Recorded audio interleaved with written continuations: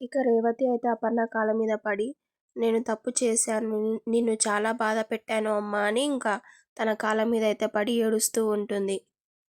ఇక రేవతిని పైకి లేపి హగ్ చేసుకొని, ఇక నువ్వు నన్ను క్షమించాలి అమ్మా అని ఇంకా రేవతిని అయితే పట్టుకొని ఏడుస్తూ ఉంటుంది అపర్ణ.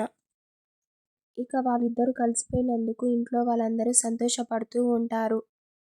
ఇక ఇటు పక్కన డాక్టర్ అప్పుకి ఫోన్ చేసి మీ అక్కకి ఈ విషయం చెప్పారని అడుగుతూ ఉంటుంది.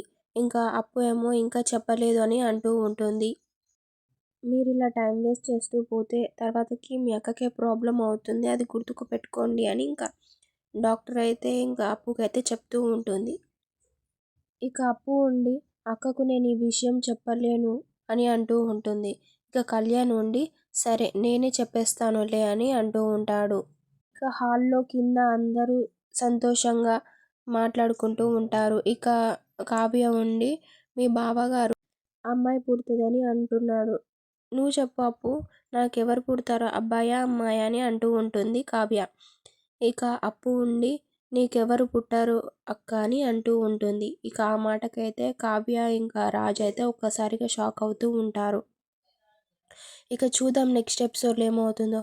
ప్లీజ్ అంతవరకు subscribe my channel for more videos and do support me.